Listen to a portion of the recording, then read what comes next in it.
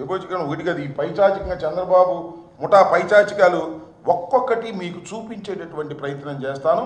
ఎందుకంటే చంద్రబాబు నాయుడు గారు చేస్తున్నటువంటి ఘోరాలు, నేరాలు, ఆయన చేపిస్తున్నటువంటి నేరాలు ప్రజలకు అర్థం కావాలి.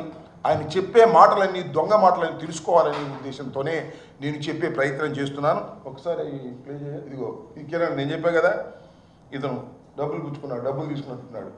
ఎలాంటి పిచ్చి పిచ్చి పెట్టాడు చూడండి, ఇలాంటివన్నీ పెట్టాడు.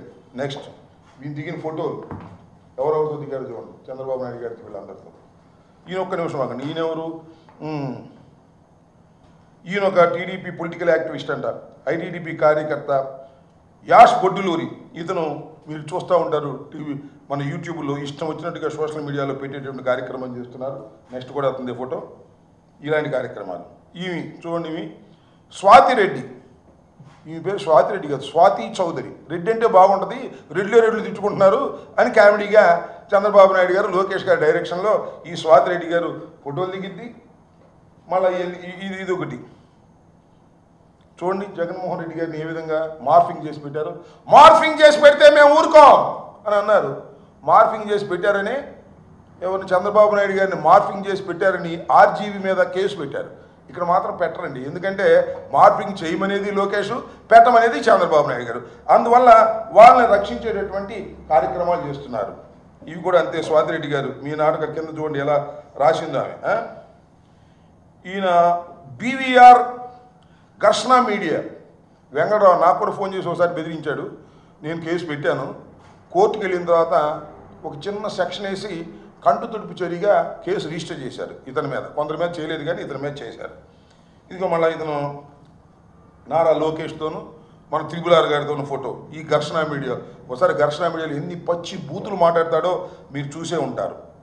ఘర్షణ అకౌంట్ దమ్నైల్ చూడండి. ప్యాలెస్లో తలలు పగిలేలా తల్లి చెల్లెలు జగన్ కేసు. జగన్ నీచత్వం బట్టబయలు, వ్యభిచారం చేస్తూ పట్టుబడ్డాడు. ఏంటండి ఇది? బుద్ధి ఉందా బుద్ధి లేదా చంద్రబాబు నాయుడు గారు మీకు? లోకేష్ గారు బుద్ధి ఉందా బుద్ధి లేదా మీకు? వీళ్ళందరినీ మీరు పెంచి పోషిస్తారా? వీళ్ళందరికీ డబ్బులు ఇస్తారా మీరు? నాకు అర్థం కాలేదు. సోషల్ మీడియా ఇది ఒకటి.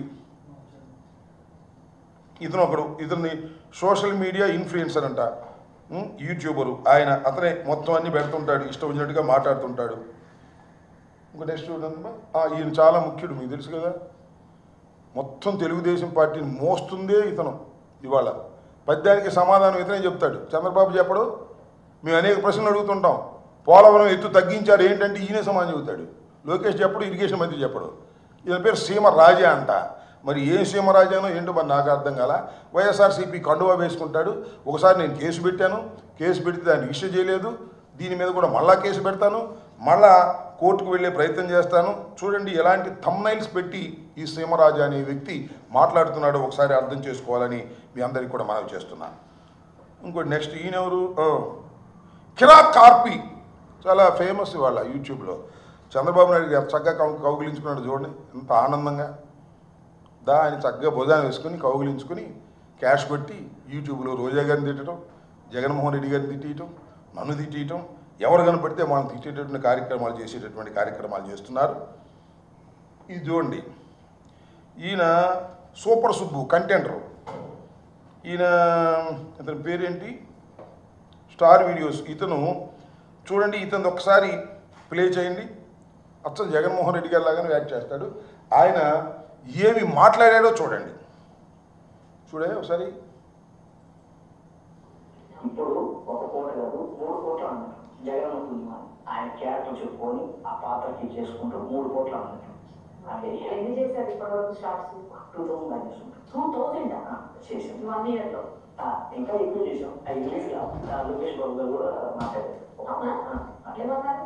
తెల్ల షర్ట్ వేసుకుని ఒక తమ్ముడు జగన్ మాదిరిగా బాగా చేశారు. ఆయనలాగే అసలు యాస్టీజ్ దగ్గరగా చేశారు. నాకు చాలా అనిపించింది అతను చూస్తుంటే. షర్మిల గారు మాట్లాడారు, ఒక తెల్ల షర్ట్ వేసుకుని ఒక అబ్బాయి చాలా, అంటే తెల్ల షర్ట్ కనిపించింది వాళ్ళకి. మొహం అంటారు, మొహం కూడా కనిపించింది చెప్పచ్చు. నేను అందుకే చూశారు కదా. ఇప్పుడు ఈయన చాలా సందర్భాల్లో నేను కూడా చూశాను. జగన్మోహన్ రెడ్డి గారిలాగా నటిస్తాడు, జగన్మోహన్ రెడ్డి గారిలాగా ఆ యాస్తో మాట్లాడతాడు, ఇమిటేట్ చేస్తాడు.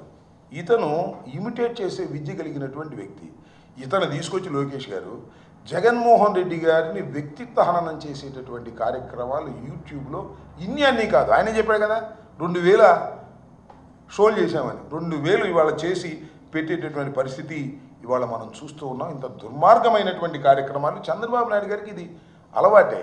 ఎందుకంటే ఎదుటి వారిని వ్యక్తిత్వ హననం చేసేటటువంటి కార్యక్రమం చేయటం అనేది చంద్రబాబు నాయుడు గారికి వెన్నతో పెట్టినటువంటి విద్య.